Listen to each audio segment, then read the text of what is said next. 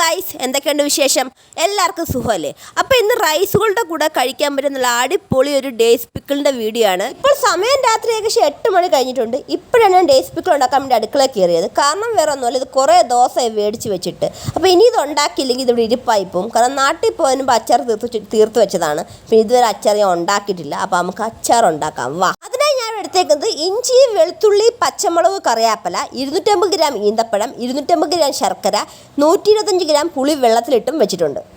വീട്ടിലോട്ട് പോകുമ്പോൾ നിങ്ങളൊരു കാര്യം ഉറപ്പെടുത്തോളം, നമ്മളെ ചിലർ പുതിയ ചാനലാണ്. അതുകൊണ്ട് തന്നെ നമുക്ക് മുമ്പോട്ട് പോകാനും വീഡിയോസ് ഇടാനൊക്കെ നിങ്ങളെ സപ്പോർട്ടും സ്നേഹവും വേണം. അതുകൊണ്ട് തന്നെ നമ്മളെ ചാനൽ സബ്സ്ക്രൈബ് ചെയ്തൊന്ന് സപ്പോർട്ട് ചെയ്യണേ. ഞാൻ പറഞ്ഞതുപോലെ നമ്മളെ ചാനൽ പുതിയ ചാനൽ അതുകൊണ്ട് തന്നെ കുറച്ച് സബ്സ്ക്രൈബേഴ്സ് നമുക്കുള്ളൂ. പക്ഷേ ആ കുറച്ച് സബ്സ്ക്രൈബേഴ്സ് തന്നെ എനിക്കറിയാത്തതും എന്നെ അറിയാത്തതുമായ ഒരുപാട് പുതിയ സബ്സ്ക്രൈബേഴ്സ്, പുതിയ ഫാമിലി മെമ്പേഴ്സ് എനിക്കുണ്ട്. അവരോട് എനിക്ക് ഒരിക്കലും തീർത്തത്തില്ലാത്ത കടപ്പാടും സ്നേഹമുണ്ട്. കാരണം ഈ വീഡിയോസിലൂടെ കണ്ടതുകൊണ്ട് മാത്രം എൻ്റെ ചാനൽ സബ്സ്ക്രൈബ് ചെയ്യുകയും എന്നെ സ്നേഹിക്കുകയും ചെയ്യുന്ന അവരോട് ഞാൻ എൻ്റെ സ്നേഹവും കടപ്പാടും അറിയിക്കുകയാണ്.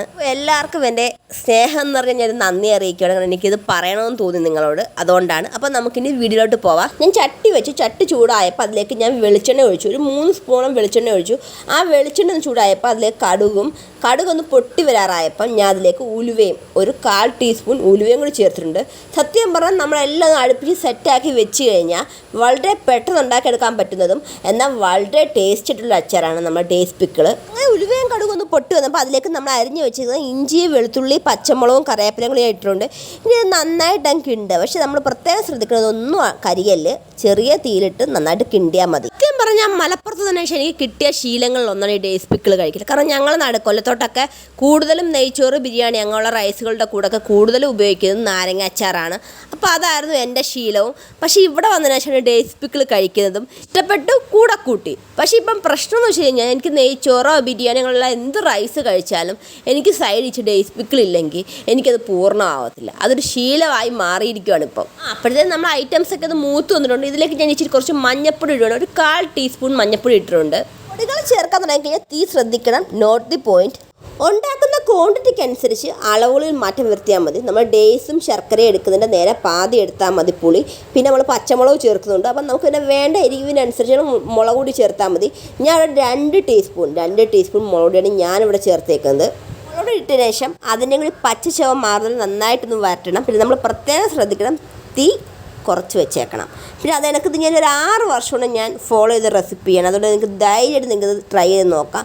കാരണം ഞാൻ ഡേയ്സ് അച്ചാർ കഴിച്ചു തുടങ്ങിയതിന് ശേഷം കുറേ റെസിപ്പികൾ തിരക്കുകയും യൂട്യൂബിലൊക്കെ സെർച്ചൊക്കെ ചെയ്ത് റെസിപ്പി ഉറപ്പിക്കുകയും ആ റെസിപ്പിയാണ് എൻ്റെ മോൻ്റെ പിറന്നാളിന് 19 പേർക്ക് ഞാൻ ബിരിയാണി ഉണ്ടാക്കിയപ്പം കൂടെ ഞാൻ ഉണ്ടാക്കി കൊടുത്ത ഡേയ്സ് പിക്കിളാണിത്. വന്നവർക്ക് എല്ലാവർക്കും ഇഷ്ടപ്പെടുകയും അടിപൊളിയാന്ന് പറഞ്ഞ റെസിപ്പിയാണ്. അതുകൊണ്ട് തന്നെ അന്ന് മുതൽ ഇന്ന് വരെ ഞാൻ ഈ റെസിപ്പിയാണ് ഫോളോ ചെയ്യുന്നത്. അതുകൊണ്ട് ധൈര്യമായിട്ട് നിങ്ങൾ ഉണ്ടാക്കിക്കോ, നിങ്ങൾക്ക് ഉറപ്പായിട്ട് നിങ്ങൾക്ക് ഇഷ്ടപ്പെടും. മുളക് പൊടി ഒന്ന് മൂത്തുന്നപ്പോൾ ഞാൻ അതിലേക്ക് ഡേയ്സ് ചേർക്കണം. ഡേയ്സ് ഞാൻ ജസ്റ്റ് ഒന്ന് ചെറിയ ചൂടുവെള്ളത്തിൽ നിന്ന് കഴുകി എടുത്തു. കാരണം നമ്മൾ പുറത്തുനിന്ന് വാങ്ങുന്നതല്ലേ. അപ്പോൾ അതുകൊണ്ട് മക്കൾക്ക് കൊടുക്കാനുള്ളതായത് കൊണ്ട് ഞാൻ ചെറുതായിട്ട് ചെറിയ ചൂടുവെള്ളത്തിലൊന്ന് കഴുകി എടുത്തിട്ടാണ് ഞാൻ ചേർത്തത്. ഡേയ്സും ഇഞ്ചിയും വെളുത്തുള്ളിയും പച്ചമുളകും മുളക് പൊടിയും മഞ്ഞപ്പൊടിയും എല്ലാം കൂടി നല്ലോണം ഇട്ട് വരട്ടുക. ആ ഡേയ്സിലെ എരി പിടിക്കണം. മിക്സായി സെറ്റായെന്ന് ഉറപ്പായാൽ നമുക്കിതിലേക്ക് പുളി ചേർക്കാം. ഞാൻ ഇവിടെ നാട്ടിൽ നിന്ന് കൊണ്ടുവന്ന് നാടൻ ഉടച്ച പുളിയാണ് ചേർക്കുന്നത്. അപ്പം നമുക്ക് അങ്ങനെയുള്ള പുളി കിട്ടിക്കഴിഞ്ഞാൽ നിങ്ങൾ അതിനെ ചേർക്കുക. കാരണം വേറൊന്നുമില്ല, നമുക്ക് നല്ല കറുത്ത കളർ കിട്ടും. നാടൻ പുളി, ആ ഉടഞ്ഞ പുളി ആകുമ്പം നല്ല കളർ കിട്ടും. അത് നിങ്ങൾക്കിപ്പോൾ ഞാൻ കാണിച്ചു തരാം. അപ്പോൾ ഞാൻ ഇനി ഇതിലേക്ക് പുളി ഒഴിക്കുകയാണ്. കാരണം പുളി ഒഴിച്ചപ്പോൾ ആ പുളിയുടെ തിക്നെസ്സും ആ കളറും നിങ്ങൾ കണ്ടോ? ഇതാണ് ഞാൻ ഉദ്ദേശിച്ചത്. അതായത് പണ്ടൊക്കെ നമ്മൾ അമ്മൂമ്മമാർ പുളിയൊക്കെ ശേഖരിച്ച് അരിയെല്ലാം കളഞ്ഞ് ഉണക്കി ഉപ്പിട്ട് ഫർണിയിലാക്കി സൂക്ഷിക്കത്തില്ലേ? കുറച്ച് ദിവസം കഴിയുമ്പോൾ അതിന് നല്ല കറുത്ത കളർ വരും അല്ലേ? ആ പുളിയാണ് ഞാൻ ഉദ്ദേശിച്ചത്. ഞാൻ നമ്മൾ സാധാ കിട്ടുന്ന പുളി വെച്ചും ഈ പുളി വെച്ചും ഞാൻ ഉണ്ടാക്കിയിട്ടുണ്ട്. പക്ഷേ ഈ പുളി വെച്ച് ഉണ്ടാക്കുമ്പോൾ ടേസ്റ്റിലും കളറിലും നല്ല മാറ്റം എനിക്ക് ഫീൽ ചെയ്തിട്ടുണ്ട്. അതുകൊണ്ടാണ് ഞാൻ പറഞ്ഞത്, ആ പുളി കിട്ടുവാണെങ്കിൽ നിങ്ങൾ അത് ഉപയോഗിക്കുക. എനിക്ക് ആവശ്യമായ പുളി കൊല്ലത്ത് വരുമ്പോൾ എനിക്ക് അമ്മ തന്നു വിടുകയാണ് പതിവ്. അതാണ് ഞാൻ ഉപയോഗിക്കുന്നത്. ഇതിലൊക്കെ ശർക്കരപ്പാനി ചേർക്കുവാണ്. നിങ്ങൾക്ക് വേണമെങ്കിൽ ശർക്കര ചീകിയും ചേർക്കാം. ഞാൻ പിന്നെ പാനിയാക്കി ചേർത്തെന്ന് വെച്ചാൽ നമുക്ക് അറിയത്തില്ല ഇതിനകത്ത് പൊടിയോ മണ്ണോ എന്തെങ്കിലും കാണും, നമുക്ക് അറിയത്തില്ല. അതുകൊണ്ട് ഞാൻ ഒന്ന് പാനിയാക്കിയിട്ടൊന്ന് അരിച്ചതിന് ശേഷമാണ് ഇതിലോട്ട് ചേർത്തേക്കുന്നത്.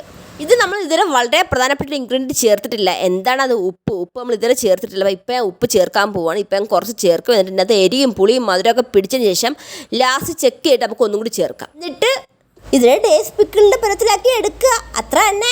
ഞാൻ ശർക്കര പാനിയാക്കിയത് കൊണ്ട് എനിക്ക് 2 ഗുണം. ഒന്ന് ശർക്കരയുള്ള മണ്ണും പൊടിയൊക്കെ ഉണ്ടെങ്കിൽ അത് പോവും. പിന്നെ എനിക്ക് കിട്ടിയ ഡേയ്സ് ഇച്ചിരി ഹാർഡാണ്. അതുകൊണ്ട് തന്നെ നമ്മളെ ശർക്കര പാനിയിലും പുളിവെള്ളത്തിലെല്ലാം കിടന്ന് ആ ഡേയ്സ് ഒന്ന് സോഫ്റ്റ് ആവും. അപ്പോൾ നമ്മുടെ ഡേയ്സ് പിക്കിൾ നല്ലോണം കിടന്ന് തിളച്ച് കുറുകി വരുന്നുണ്ട്. അപ്പം നമ്മളെ പരുവ് ഇതല്ല, നമുക്ക് ഒന്നും കൂടി വറ്റണം. അപ്പോൾ നമുക്കൊന്ന് വെയിറ്റ് ചെയ്യാം. നിങ്ങളിൽ ആരെങ്കിലും ഈ രീതിയിൽ ഡേയ്സ് പിക്കിൾ ചെയ്യുന്നവരുണ്ടെങ്കിൽ ഒന്ന് കമൻറ്റ് ചെയ്യണേ. അതുകൂടെ ഇതിലെ ഡേയ്സ് പിക്കിൾ കഴിക്കാത്തവരോ അല്ലെങ്കിൽ വീട്ടിൽ ഉണ്ടാക്കി കഴിക്കാത്തവരോ ഉണ്ടെങ്കിൽ നിങ്ങൾ ഉറപ്പായിട്ട് ഈ റെസിപ്പി ട്രൈ ചെയ്തിട്ട് നിങ്ങളുടെ അഭിപ്രായം കമൻറ്റായി എന്നെ ഒന്ന് അറിയിക്കണേ. ഇപ്പോൾ രാത്രി ധൃതി പിടിച്ച് ഈ അച്ചടുന്നതിൻ്റെ പിന്നിലൊരു കാരണമുണ്ട്. വേറെ ഒന്നുമല്ല, നാളത്തെ മോളുടെ ലഞ്ച് ബോക്സിൽ ഒരു ചെമ്മീൻ ബിരിയാണി മോഡലൊരു ചോറാണ് ഞാൻ പ്ലാൻ ചെയ്യുന്നത്. അപ്പോൾ എന്തായാലും ഈ അച്ചാർ നിർബന്ധമാണ്. അതുപോലെ ഞാൻ ഈ പരുവായപ്പോൾ ഞാൻ ഗ്യാസ് ഓഫ് ചെയ്തു. കാരണം നമുക്ക് നാളെ രാവിലെ ആകുമ്പോഴത്തേക്കും ഇതൊന്നും കൂടി ഇരുന്ന് സെറ്റാവും. അപ്പോൾ നമുക്ക് ഇപ്പോൾ ഈ പരുവം കറക്റ്റ് പരുവാണ്. അപ്പം നമുക്കിനി ഇത് നാളെ രാവിലെ കാണാം. അതുപോലെ തന്നെ നമ്മളെ ചാനൽ സബ്സ്ക്രൈബ് ചെയ്യാതെ കാണുന്ന ആരെങ്കിലും ഉണ്ടെങ്കിൽ നമ്മളെ ചാനൽ പ്ലീസ് ഒന്ന് സബ്സ്ക്രൈബ് ചെയ്യണേ, എന്നെ സപ്പോർട്ട് ചെയ്യണേ. രാവിലെ നമുക്ക് ഡേയ്സ് പിക്കിളിൻ്റെ അവസ്ഥയൊന്നും നോക്കണ്ടേ? കണ്ട വെള്ളമൊക്കെ വറ്റി നല്ല കുറുകി രൂപത്തിലും ഭാവത്തിലും കറക്റ്റ് ഡേയ്സ് പിക്കിൾ. കാരണം എൻ്റെ കളറൊക്കെ നിങ്ങൾ കണ്ടോ? അപ്പോൾ ഇതുവരെ ഇങ്ങനെ ട്രൈ ചെയ്യാത്ത ആരെങ്കിലും ഉണ്ടെങ്കിൽ ഉറപ്പായിട്ട് ഇതൊന്ന് ട്രൈ ചെയ്ത് നോക്കുക. നിങ്ങളുടെ അഭിപ്രായങ്ങൾ കമൻറ്റായി കൂടി എന്നെ അറിയിക്കണേ. ബൈ.